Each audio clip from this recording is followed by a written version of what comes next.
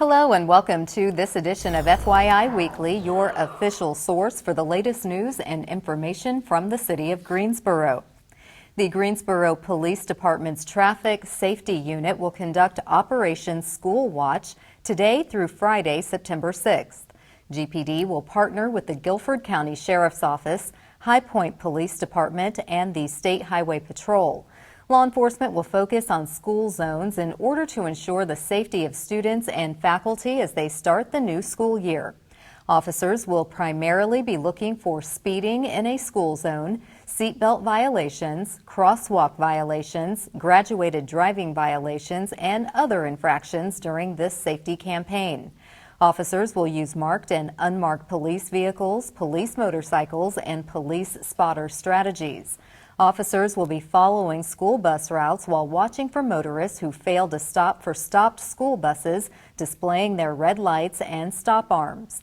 In addition to the school zone enforcement and school bus route operations, officers will also be watching the driving habits of students as they are driving to and from school. Drivers are encouraged to leave earlier for their morning and afternoon commutes while taking note of school zones along their travel routes. This marks the 6th implementation of Operation School Watch. To keep up with the high volume of glass bottles and jars in need of recycling, the city of Greensboro has opened 2 more drop-off locations. Residents who want to continue recycling glass can go to the White Street Landfill and Solid Waste Transfer Station. Both locations accept paper, cardboard, metal, plastic, and glass. The drop-off sites are for residents who have too much recycling for their regular residential containers. This service is free for city residents and $10 for non-residents. Proof of residency is required. Once on site, go to the scale house window for unloading instructions. Recycling carts are available at each of the city's 6 glass recycling drop-off sites located at Fire Station 19 on Downwind Road, the Kathleen Clay Edwards Library, McGirt Horton Library, the Medford Service Center, Glenn McNary Library, and First Presbyterian Church on West Fisher Avenue. Glass bottles and jars should be empty, clean, and dry. Paper labels do not need to be removed. However, lids, caps, and corks cannot be recycled with the glass and should be placed in the trash. For more information about the changes to the residential recycling program, visit the city's website. The Greensboro Parks and Recreation Department has released its 2018-2019 annual report. The document is an overview of the department's work during the previous fiscal year. It includes updates on construction and renovation projects, highlights of achievements, department facts and figures, and an introduction to the department's new focus, which is to enhance, expand, connect. Parks and Recreation Director Nasha McCrae says our commitment to making positive impacts and improving the quality of life for the residents of Greensboro is stronger than ever. Each day, we strive to enhance existing assets, expand our offerings through strengthened partnerships and transformative programs, and connect neighborhoods throughout the city into a vibrant, healthy, and equitable park system. To review the annual report for the Parks and Recreation Department, please visit the city's website. In an effort to help each of us improve our quality of life, the city has partnered with Cone Health for a series of brief and informative videos designed to inspire you to make better choices when it comes to healthy living. Let's check in with our friends at Cone Health for today's News for Your Health. Hi, my name is Kathy Clayton, and I'm a clinical therapist with Cone Health Employee Assistance Counseling Program. Today we're going to be talking about decreasing your stress and ways of managing stress in your life. For some people, that can be stressful just talking about stress, so let's start out by taking a deep breath in and breathing out.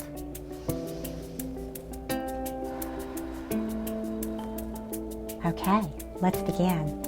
So what is stress? It's your body's reaction to any kind of new or difficult situation. What happens is the cortisol level rises in the brain to get you through that stressful time. It's that fight or flight hormone that rises in the brain. And that's great. When you get through that, it's done, it's over with. But lots of people kind of stay stressed out all the time, so their body is in that constant state of stress. So what causes stress? Change. And that happens every day, all day long to everybody. Change can be anything from new relationships to a new job, moving, things of that nature that are just typical in life. So change causes stress, and then we have to learn how to handle that. You know, the holidays really cause more stress than any other time of the year. So whenever the holidays are coming around, there's a change in routine. So the holidays are just really more difficult in general. So it's just really good to be planned in advance during the holidays so that you can decide and set limits on your budget, on where you're going to spend your time. Learning how to say no to overcommitting during the holidays is really important. So what can we do about stress in our everyday lives? One of the very first things you need to learn how to do is breathe. And that sounds simple because we breathe all the time, but you really need to be intentional about breathing. So the thing that you need to learn how to do is called abdominal breathing or diaphragmatic breathing. And that is placing your hand on your belly and your hand on your chest. You're just going to practice rising your belly more than your chest so that you can feel your body taking in more oxygen. So let's do this together.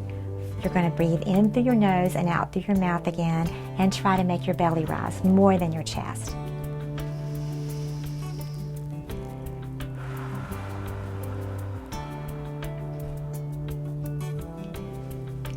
So that's called diaphragmatic breathing, and that can be very helpful because your body realizes that you've just given it more oxygen, and that in turn gives more oxygen to your brain, to your heart, to your muscles, and it just gives your body the message that you can relax, that you've got this under control. So mindfulness also is a strategy that you can use for coping with stress, and mindfulness involves just being intentional about being very present in the moment. And as a result, your body just calms down because you're not thinking about where I need to be next or fighting traffic getting home. You're just able to be very, very present, and your body gets that message that you don't have to be worried in that moment.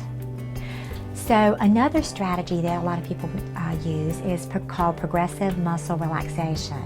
And that is where you consciously tense your muscles and teach them how to relax. So let's just start by, let's just use a fist.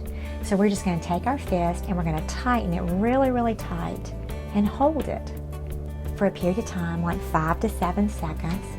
And then you're going to gently relax that muscle group and just let it relax. And then the next thing you want to do, just take a slow deep breath in between and maybe go to your shoulders, because a lot of people carry stress in their shoulders. I do. So your body recognizes what it feels like to be tense and what it feels like to be relaxed. And basically you're being the boss of your body and training it to be both tense and then to learn how to be relaxed. You could do this anytime, anywhere. I do it at my desk quite often.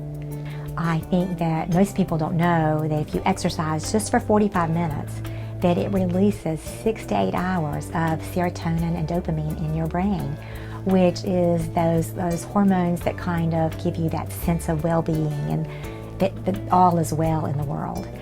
That's a great way to reduce your stress. Then there are other things like taking a nap, taking a walk, spending time with friends is always a great thing. Prayer, being prayerful or mindful is always a great thing to do. Meditation is good for reducing stress in your body.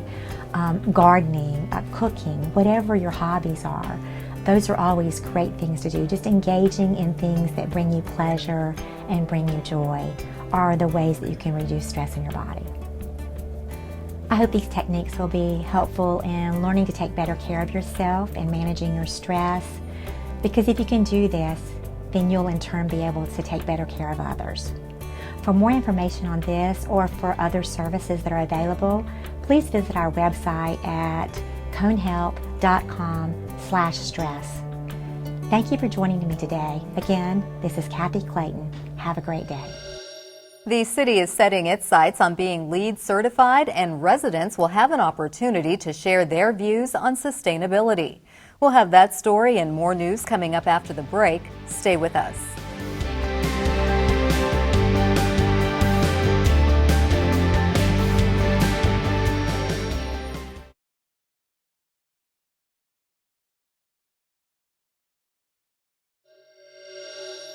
Welcome back to FYI Weekly. The city of Greensboro is one of 15 cities to receive a grant to participate in the U.S. Green Building Council's LEED for Cities and Communities program.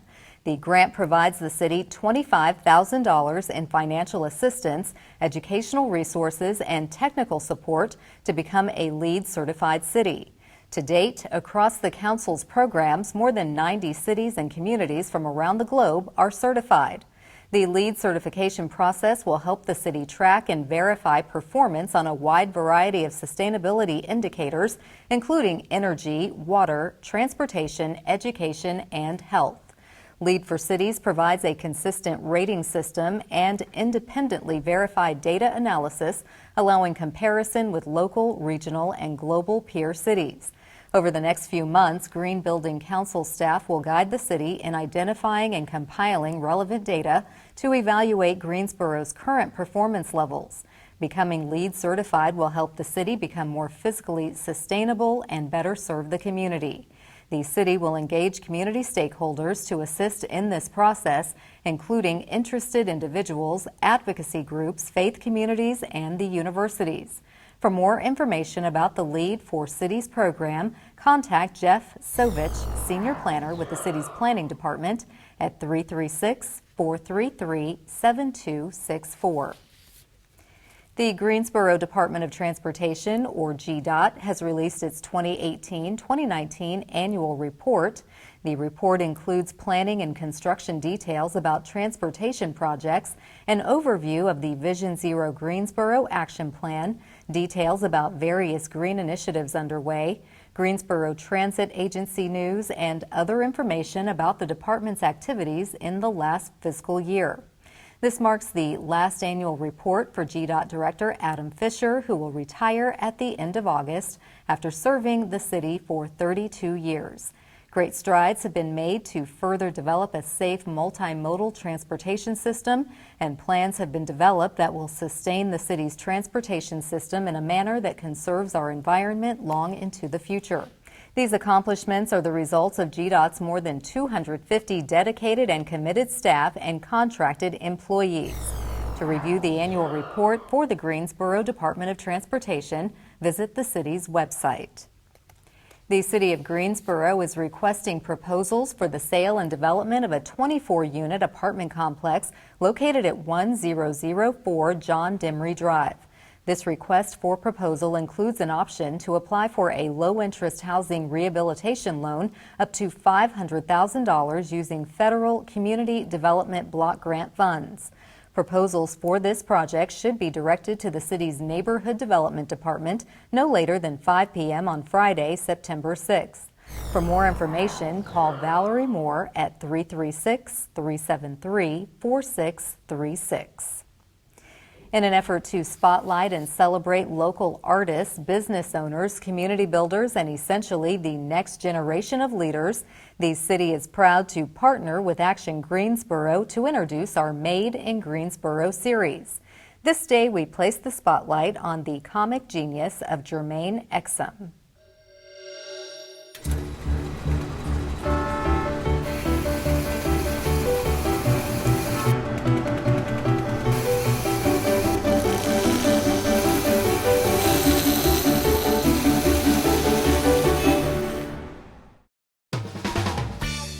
Jermaine Exum runs Acme Comics, the Triad's largest and oldest comic book shop and one of the best-known stores in the country. Acme's been nominated 7 times for the Will Eisner Comic Industry Retailer Award, given to the best comic book store in the world. This is awarded at San Diego's Comic-Con. It's the Oscars of the comic industry. Jermaine and other members of the Acme team host a podcast that draws listeners from around the world. The store itself has been featured in more than a half dozen special edition comic book covers, including most recently the relaunch of the new Archie series. The shop regularly brings big-name artists and writers to town, folks who might not come to a city Greensboro's size. Acme's annual free Comic Book Day event draws thousands of people to locations across Greensboro and High Point, making sure new people get access to comics every year.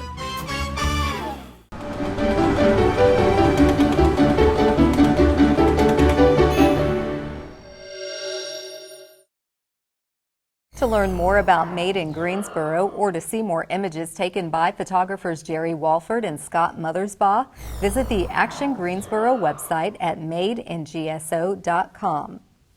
If it's been a while since you visited the Greensboro Science Center, you might not recognize it due to all the enhancements that have taken place. Coming up after the break, find out what additions are planned for the popular tourist attraction. Stay with us.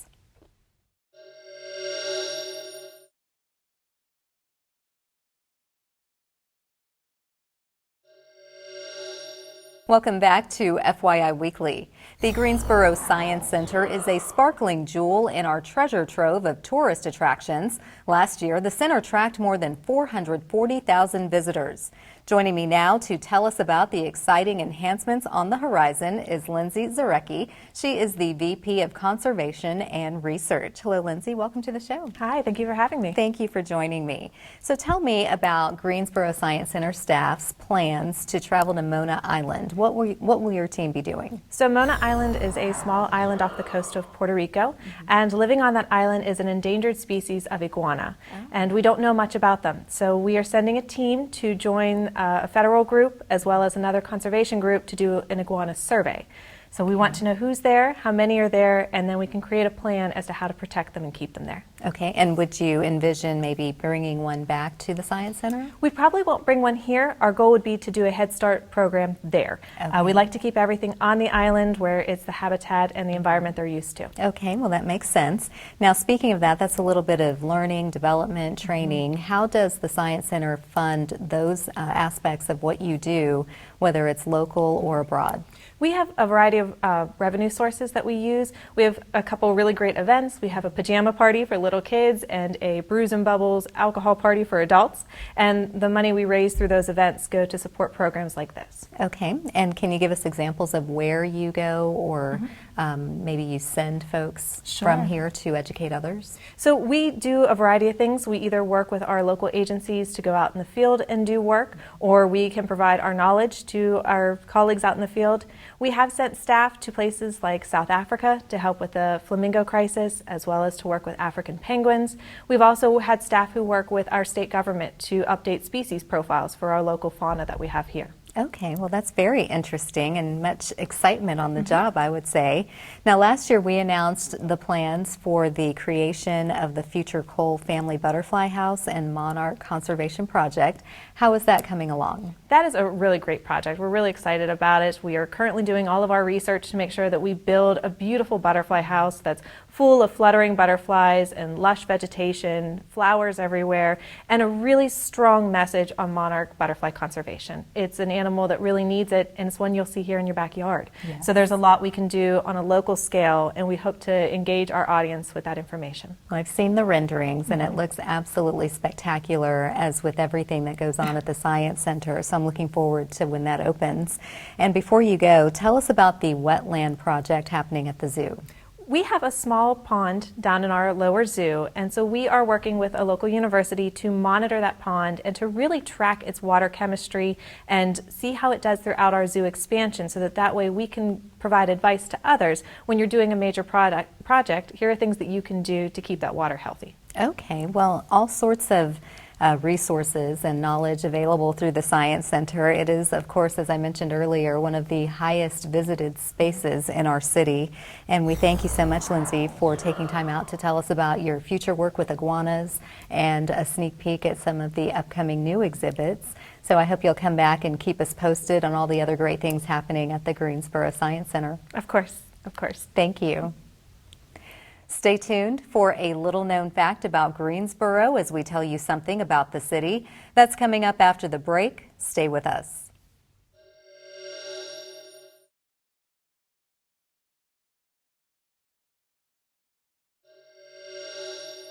Welcome back. One way to stay informed about decisions that impact our city is by attending or tuning in to City Council meetings at 5:30 p.m. on the first and third Tuesday of the month. The Greensboro City Council meetings are open to the public, but if you cannot make it to City Hall, we broadcast the meetings right here on GTN. The meetings held in the council chambers are also streamed live on the city's website. Meetings on the first Tuesday of the month will take place in one of the city's 5 council districts to allow council members to engage more residents. Those meetings will be broadcast the following Saturday at 10 a.m.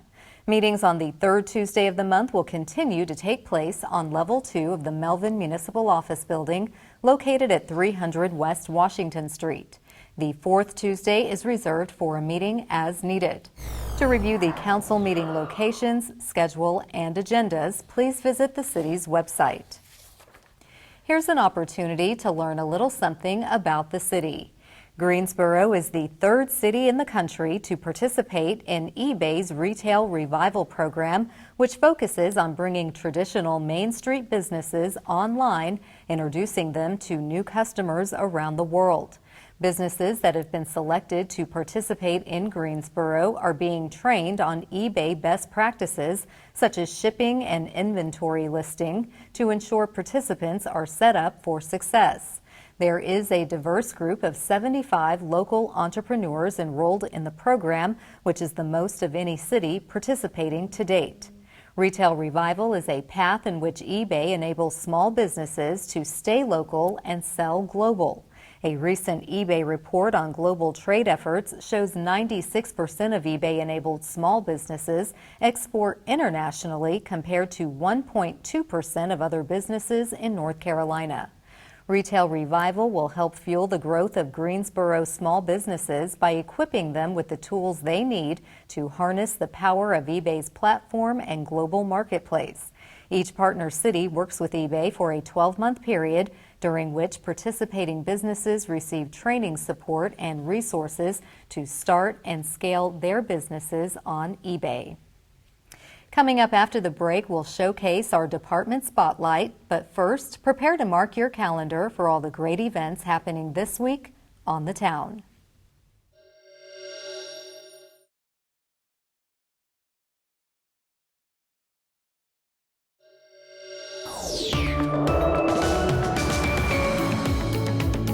Hey, this is Jody. This week we'll feature fun outside events to help you make the most of your last days of summer. This Friday, UNCG presents Spartan Cinema at LeBauer Park. Bring a blanket or lawn chair and enjoy Spider-Man Into the Spider-Verse on the Great Lawn. The movie starts at dusk around 8:15 p.m. Food and drinks are available for purchase from the 2 kiosks, and free parking is available in the Church Street parking deck. Visit the LeBauer Park Facebook page for additional information on Spartan Cinema. Celebrate the end of summer and summer reading with ice cream and literary character bingo this Saturday from 2 to 3 p.m. at the Kathleen Clay Edwards Family Branch Library. This program is free for the entire family. Check out greensborolibrary.org for more information on this and upcoming events. You're invited to a film screening of The Best of Enemies as part of the One City, One Book kickoff this Saturday, starting at 2:30 p.m. at Hemphill Branch Library. Celebrate our community-wide reading adventure featuring Born a Crime by Trevor Noah. Be sure to mark your calendars for this event and all of the upcoming One City, One Book events happening this fall. Go to greensborolibrary.org for a full list of events. On Sunday, head over to Center City Park at 5 p.m. for Pilates in the Park. This is a free exercise program designed to focus the body's core and improve flexibility. Pilates works deeper in the core, unlike any other method of movement. For more information on this and additional programming happening at Greensboro Downtown Parks, check out the LeBauer Park Facebook page. Keep watching FYI Weekly right here on GTN to find out more about events happening on the town.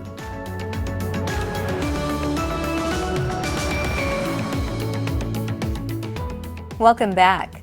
The City of Greensboro has more than 20 departments and several divisions committed to serving you, our residents and visitors. Let's go behind the scenes in our department spotlight. Greensboro Parks and Recreation is a finalist for the 2019 National Gold Medal Awards for Excellence in Park and Recreation Management.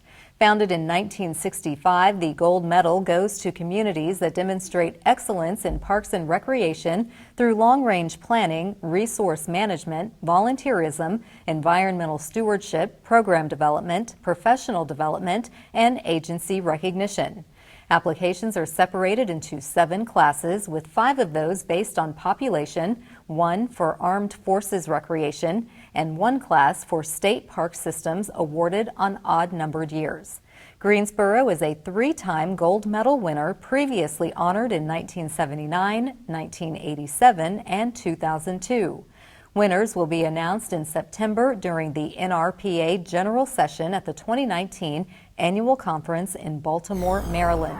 For more information on the Gold Medal Awards, visit the NRPA website. Straight ahead on the other side of the break is this week's Way to Go GSO Shoutout. Stay with us.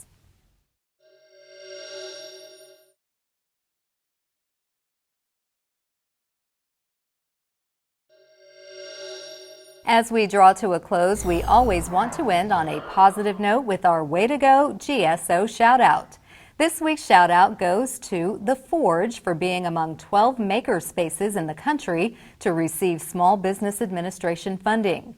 The downtown makerspace was awarded $25,000. The funds will support and enhance the talent pipeline to fill gaps in the workforce by working with partners to connect people who have been left out of more conventional avenues that lead to employment opportunities.